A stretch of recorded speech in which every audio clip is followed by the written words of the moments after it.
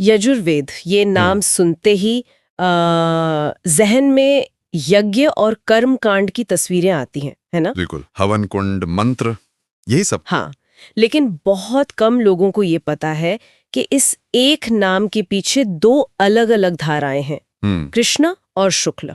आज हम स्रोतों के जरिए यही जानने की कोशिश करेंगे कि ये दो नदियां मतलब एक ही पहाड़ से निकलकर अलग-अलग क्यों बहीं। और इनकी कहानी तो मतलब किसी महाकाव्य से कम नहीं है। सही कहा। जिसमें गुरु शिष्य का विवाद है, क्रोध में ज्ञान को सचमुच उगल दिया जाता है और फिर उसे बचाने के लिए पक्षी आते हैं। ये कहानी सच में हैरान करने वाली है ना? और ये सिर्फ एक पौराणिक कथा नहीं है।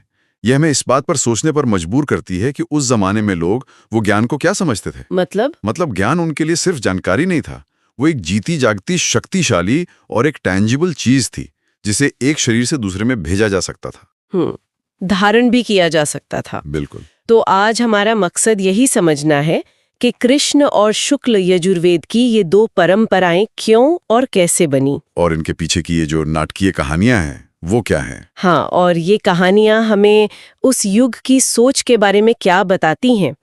चलिए इस विषय की गहराई में उतरते हैं। चलिए। तो शुरू करने के लिए सबसे पहले ये समझते हैं यजुर्वेद यज्ञों से जुड़ा है, ये तो हम जानते हैं, लेकिन स्रोतों के हिसाब से इसे क्या चीज दूसरे वेदों से अलग करती है? इसका मूल स्वरूप वो इसके नाम में ही छिपा है। एक सूत्र है गद्यात्मकम यजुहु। गद्यात्मकम यजुहु। हाँ, जिसका मतलब है कि यजुर्वेद का एक बड़ा हिस्सा गद्य में है, मतलब प्रोज में। अच्छा, तो ये ऋग्वेद से अलग है जो पूरी तरह पद्य में है? बिल्कुल, और यजुर्वेद का गद्य एक्शन ओरिएंटेड है, वो बताता है कि क्या करना है। इसीलिए इसे यज्ञ करने वाले मुख्य पुरोहित, जिन्हें अध्वर्यु कहते थे। हाँ, अध्वर्यु, उनके लिए ये एक तरह की गाइड बुक या हैंडबुक मानी जाती है। वो यज्ञ के आप कह सकते हैं चीफ ऑपरेटिंग ऑफिसर होते थे। यानी ये पूरी तरह से कर्मकांड की नियमावली है, मतलब यज्ञ कैसे हो, आहुति कब दी जाए, कौन से मंत्र बोले, बस यही सब। ऊपरी तौर पे तो हाँ ऐसा ही लगता है, लेकिन स्रोत हमें थोड़ा और गहराई में देखने को कहते हैं। ये सिर्फ रस्मों की किताब नहीं है। स्रोत बताते हैं कि कैसे यज्ञ की बाहरी अग्नि को शरीर के अंदर की प्राण अग्नि से जोड़ा गया है। अच्छा। हाँ, यानी जो बाहरी कर्मकांड है वो एक आंतरिक आध्यात्मिक प्रक्रिया का प्रतीक बन जाता है। ये तो बहुत बड़ा वैचारिक बदलाव है। बहुत बड़ा। इसमें मन को वो शक्ति माना गया है जो यज्ञ को दिशा देता है। मतलब बिना सही मानसिक इरादे के यज्ञ वो सिर्फ लकड़ियां जलाना है। तो ये कर्मकांड के साथ साथ मनोविज्ञान और दर्शन का भी ग्रंथ है। बिल्कुल सही। अच्छा, तो इसी जटिल ग्रंथ की दो धाराएं हैं, कृष्ण यानी काला और शुक्ल यानी सफेद। स्रोतों में इनके बीच का मुख्य अंतर क्या बताया गया है? यहाँ एक बहुत ही साफ और संरचनात्मक अंतर है। इसको समझने का सबसे अच्छा तरीका एक रेसिपी बुक का है। Recipe book? हाँ, मान लीजिए कृष्ण यजुर्वेद, जो कि पुरानी परंपरा है, वो एक ऐसी रेसिपी बुक की तरह है जहां सामग्री की सूची यानी मंत्र, हाँ, यानी मंत्र, और उसे बनाने की विधि यानी ब्राह्मण ग्रंथ का गद्य, वो हर कदम पर एक दूसरे में गुथे हुए हैं। अच्छा। एक मंत्र, फिर उसकी व्याख्या और प्रयोग, फिर अगला मंत्र, फिर उसकी व्याख्या, सब मिला हुआ है। समझ गई। तो सब कुछ मिला हुआ है, एक साथ बह रहा है। और शुक्ल यजुर्वेद? वहीं शुक्ल यजुर्वेद जो बाद की परंपरा है, वो एक आधुनिक रेसिपी बुक की तरह है। अच्छा, कैसे? उसमें पहले अध्याय में सारी सामग्री मतलब सारे मंत्र एक साथ दे दिए गए हैं, और फिर अगले अध्याय में पूरी विधि मतलब ब्राह्मण विस्तार से समझाई गई है। ओ, तो मंत्र भाग और ब्राह्मण भाग बिल्कुल अलग अलग है। एकदम अलग। ये एक ज्यादा व्यवस्थित, ज्यादा साफ किया हुआ दृष्टिकोण है। शुक्ल का मतलब ही है सफेद, उज्जवल या साफ। तो शुक्ल यजुर्वेद एक तरह का एडिटेड या रिफाइंड वर्जन लगता है। बिल्कुल। जैसे किसी ने कृष्ण यजुर्वेद की मिलीजुली शैली को देखा और सोचा, नहीं, इसे और व्यवस्थित किया जा सकता है, इसे साफ सुथरा बनाते हैं। आप बिल्कुल सही समझ रही हैं। ये ज्ञान को व्यवस्थित करने के तरीके में एक विकास को दिखाता है, लेकिन ये सिर्फ एक संपादकीय फैसला नहीं था। इस सफाई के पीछे एक गुरु और शिष्य के बीच हुआ बहुत बड़ा टकराव और एक बहुत ही नाटकीय कहानी है। और मुझे लगता है कि अब उस कहानी पर आने का समय आ गया है। मैं खास तौर पर कृष्ण यजुर्वेद के जन्म की कहानी से बहुत प्रभावित हूँ। गुरु वैशंपायन और उनके शिष्य याज्ञवल्क्य के बीच आखिर हुआ क्या था? ये कहानी ज्ञान, अहंकार और पश्चाताप की है। कथा के अनुसार वैशंपायन वेद व्यास के शिष्य थे और यजुर्वेद के आचार्य थे। और याज्ञवल्क्य उनके सबसे मेधावी और प्रतिभाशाली शिष्यों में से एक थे।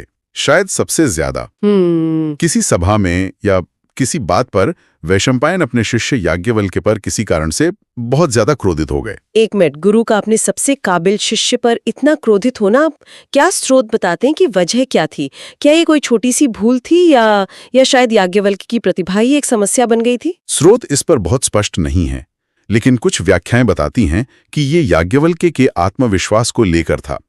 हो सकता है उन्होंने गुरु से असहमति जताई हो। अच्छा। खैर, वजह जो भी रही हो, वैशंपायन का क्रोध चरम पे था और उन्होंने एक ऐसी आज्ञा दी जो किसी भी शिष्य के लिए सबसे बड़ा अपमान होती। क्या कहा उन्होंने? उन्होंने याज्ञवल्क्य से कहा, मैंने तुम्हें जो भी ज्ञान दिया है उसे अभी इसी क्षण उगल दो, मुझे वापस कर दो। ज्ञान को उगल देने के लिए कहना, ये तो शिष्य के अस्तित्व को ही नकार देने जैसा है। बिल्कुल, ये एक बहुत ही जटिल क्षण है। स्रोत इसे गुरु के अधिकार के रूप में दिखाते हैं, लेकिन साथ ही ये मानवीय भावनाओं को भी दिखाता है, क्रोध को, जो विवेक पे हावी हो सकता है। तो याज्ञवल्क्य ने क्या किया? उन्होंने कोई बहस नहीं की। उन्होंने अपनी यौगिक शक्तियों का प्रयोग किया और सीखे हुए यजुर्वेद को एक तेजस्वी, प्रकाशमान रूप में, जिसे तेजस कहा गया, अपने शरीर से बाहर निकाल दिया। ये कल्पनाएं हैरान करने वाली है। ज्ञान एक भौतिक वस्तु की तरह बाहर आ रहा है। ये आज के समय में समझना कितना मुश्किल है। उनकी विश्व दृष्टि में ज्ञान सिर्फ सूचना नहीं था, वो एक ऊर्जा थी, एक शक्ति थी जिसे धारण किया जाता था। जब वैशंपायन ने उस तेजस्वी ज्ञान को देखा तो उन्हें अपनी गलती का एहसास हुआ। उन्हें चिंता हुई कि ये अनमोल ज्ञान नष्ट हो जाएगा। तो उन्होंने इसे बचाने के लिए क्या किया? खुद तो उसे वापस ले नहीं सकते थे। बिल्कुल, यही कहानी का सबसे अनोखा मोड़ आता है। उन्होंने अपने दूसरे शिष्यों को आदेश दिया कि इस बिखरे हुए ज्ञान की रक्षा करें। और उन शिष्यों ने तित्तरी नाम के पक्षियों का रूप धारण किया और उस तेजस्वी ज्ञान को चोंच से उठा लिया, या कह सकते हैं कि निगल लिया, उसे संरक्षित कर लिया। तित्तरी पक्षी, तो इसका मतलब तैत्तिरीय संहिता का नाम इन्हीं पक्षियों पर पड़ा है? एकदम सही। वाह, नाम में ही पूरी कहानी छिपी है। क्योंकि ज्ञान तित्तरी पक्षियों द्वारा बचाया गया, इसीलिए यह तैत्तिरीय संहिता कहलाई। और इसे कृष्ण यजुर्वेद इसलिए भी कहते हैं क्योंकि यह ज्ञान मूल रूप से कृष्ण द्वैपायन यानी महर्षि व्यास का था, और शायद इसलिए भी कि उगलने की प्रक्रिया में ये कुछ अशुद्ध या अव्यवस्थित हो गया था। तो याज्ञवल्क्य अब ज्ञानहीन हो गए। एक प्रतिभाशाली दिमाग के लिए ये तो सबसे बड़ी सजा होगी, पूरी तरह से खाली हो जाना।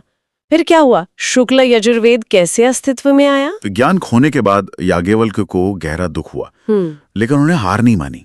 उन्होंने निश्चय किया कि वो किसी सांसारिक गुरु से नहीं, बल्कि ज्ञान के परम स्रोत से ही सीधे ज्ञान प्राप्त करेंगे। और ज्ञान का परम स्रोत? सूर्य। उन्होंने सूर्य देव की सबसे कठोर तपस्या शुरू की। तपस्या से ज्ञान की पुनः प्राप्ति, ये तो भारतीय कथाओं का एक जाना पहचाना मोटिव है। लेकिन उन्होंने सूर्य को ही क्यों चुना? क्योंकि सूर्य अंधकार को मिटाता है और प्रकाश लाता है। वो ज्ञान का प्रतीक है जो अज्ञान के अंधकार को दूर करता है। उनकी तपस्या इतनी कठोर थी कि सूर्यदेव प्रसन्न हुए, और स्रोत बताते हैं कि सूर्यदेव स्वयं उन्हें ज्ञान देने के लिए अवतरित हुए, लेकिन एक बहुत ही विशेष रूप में। किस रूप में? वो वाजी यानी एक तेजस्वी घोड़े के रूप में प्रकट हुए। घोड़े के रूप में, ये भी एक बहुत शक्तिशाली प्रतीक है। वेदों में घोड़े को गति, शक्ति और स्वयं सूर्य का भी प्रतीक माना गया है। निश्चित रूप से घोड़े का रूप ज्ञान की गतिशीलता, उसकी शक्ति का प्रतीक है। सूर्यदेव ने घोड़े के रूप में याज्ञवल्क्य को यजुर्वेद का वो ज्ञान दिया जो अब तक किसी को ज्ञात नहीं था। एक नया ज्ञान। हाँ, एक नया व्यवस्थित और शुद्ध ज्ञान। चूंकि ये ज्ञान स्वयं प्रकाश के स्रोत तेजस्वी सूर्यदेव ने दिया था, इसलिए यह शुक्ल यानी श्वेत और उज्जवल कहलाया। और वाजस्नेयी संहिता, एक मिनट, अगर सूर्यदेव वाजी यानी घोड़े के रूप में आए तो क्या वाजस्नेयी नाम का संबंध इसी से है? बिल्कुल, आपने एकदम सही पकड़ा। क्योंकि यह ज्ञान वाजी रूपी सूर्य से मिला, इसलिए इसे वाजस्नेयी संहिता भी कहा जाता है। अविश्वसनीय। तो इस तरह एक परंपरा, वो अव्यवस्थित, मिलीजुली और कई शिष्यों द्वारा पक्षियों के रूप में बचाई गई, और दूसरी परंपरा एक व्यक्ति को सीधे दिव्य स्रोत से मिली जो शुद्ध और व्यवस्थित थी। ये सच में अविश्वसनीय है।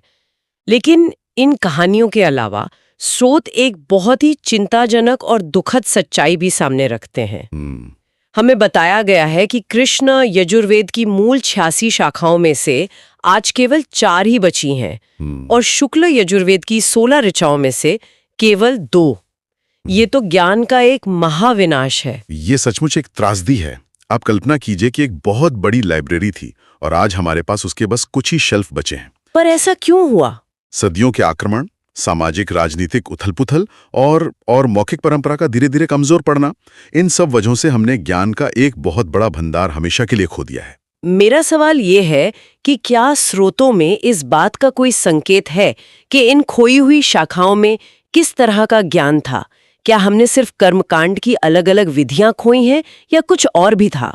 ये कहना मुश्किल है, लेकिन विद्वानों का अनुमान है कि ये एक मिलाजुला खजाना था जो खो गया। हमने निश्चित रूप से कर्म कांडों के बहुत से क्षेत्रीय रूप खो दिए, लेकिन संभवतः हमने उनके साथ जुड़ी दार्शनिक बहसें, व्याख्याएं, कहानियां और शायद विज्ञान के कुछ सूत्र भी खो दिए हों। ये हमें याद दिलाता है कि मौखिक परंपराएं जितनी शक्तिशाली होती हैं, उतनी ही नाजुक भी। तो जो बचा है उसका महत्व और भी बढ़ जाता है। ये सिर्फ एक पुराना ग्रंथ नहीं है, ये खोई हुई दुनिया का बचा खुचा नक्शा है। बिल्कुल, और इसकी रक्षा करना हमारी जिम्मेदारी है। तो आज हमने देखा कि यजुर्वेद केवल एक ग्रंथ नहीं, बल्कि 2 अलग अलग परंपराएं हैं और उनकी अपनी अनूठी और नाटकीय जन्म कथाएं हैं। कृष्ण और शुक्ल का विभाजन सिर्फ पाठ्य संरचना का नहीं, बल्कि क्रोध, हानि, पश्चाताप और दिव्य हस्तक्षेप की एक कहानी का परिणाम है। एक कहानी में ज्ञान को उगाल दिया जाता है और पक्षियों द्वारा बचाया जाता है, तो दूसरी में सूर्यदेव स्वयं घोड़े के रूप में आकर ज्ञान देते हैं। एक ऐसी चीज जिसे उगला जा सकता है और जिसे पक्षियों द्वारा निगला जा सकता है। हाँ, ये एक महत्वपूर्ण सवाल खड़ा करता है। ज्ञान को इस तरह एक ठोस, ग्रहण करने योग्य पदार्थ के रूप में चित्रित करना, ये प्राचीन विचारकों की सीखने की प्रक्रिया के बारे में क्या बताता है? ये एक बहुत ही विचारोत्तेजक प्रश्न है। क्या ज्ञान सिर्फ एक वस्तु है जिस पर किसी का अधिकार हो सकता है, जिसे एक व्यक्ति से दूसरे को दिया या छीना जा सकता है? या फिर ज्ञान कुछ ऐसा है जो व्यक्ति का, उसके अस्तित्व का, उसकी चेतना का हिस्सा बन जाता है, जिसे वास्तव में कभी उगला नहीं जा सकता? शायद वैशंपायन यही भूल गए थे। और याज्ञवल्क्य ने सूर्यदेव से जो प्राप्त किया वो सिर्फ जानकारी नहीं थी, वो एक परिवर्तन था जो उनके अस्तित्व का हिस्सा बन गया। ये सवाल आज भी उतना ही प्रासंगिक है कि हम ज्ञान को कैसे देखते हैं, एक बाहरी वस्तु के रूप में या एक आंतरिक परिवर्तन के रूप में।